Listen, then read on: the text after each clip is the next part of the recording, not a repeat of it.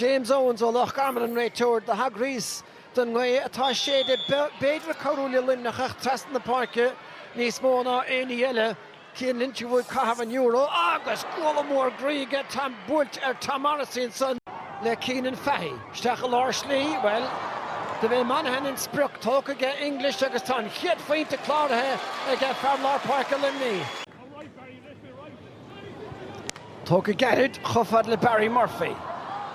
Tom Morrison, mi hes a gleithile a cúpla nuama ach tá ceann búilte go deasaige. Chun cín ar an gosantóir tá Shane O'Brien. Darren Morrissey atá ina chomhlúidir sanach tá Shane O'Brien treis brat bán eile a ghardach.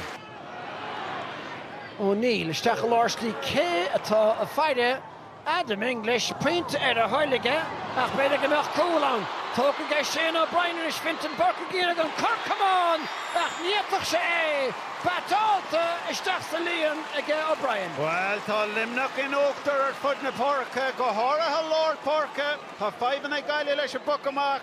Bhí sé seo le teacht ach English ara Harabh scuilte na rah bhris an líróid isteach ó Gaillimh fiáil deantaigh fintan burca ach Van Leon Counson agus is réigen a bhfuilig sé a luas.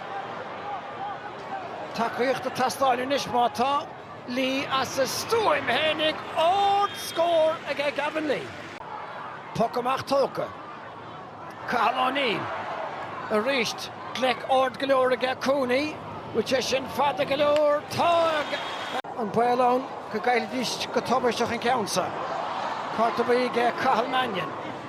Is sin tarla cúpla nuamtain Tom Morrison is isteach a lár slí go dtí Peter Casey má ainte scór. Beg anna ghara ón slúan sa Cathal O'Neill. Gafahar Gavin Lee. Reedy agus Coimer dana lacht for ar fad. An meg luch sa hirig a Cathal O'Neill beg go dain. A gynnin na Gaillimh sa sabaile. Hé na féiseacht ge Limneach. Náid a hochtíog ag an Gaillimh.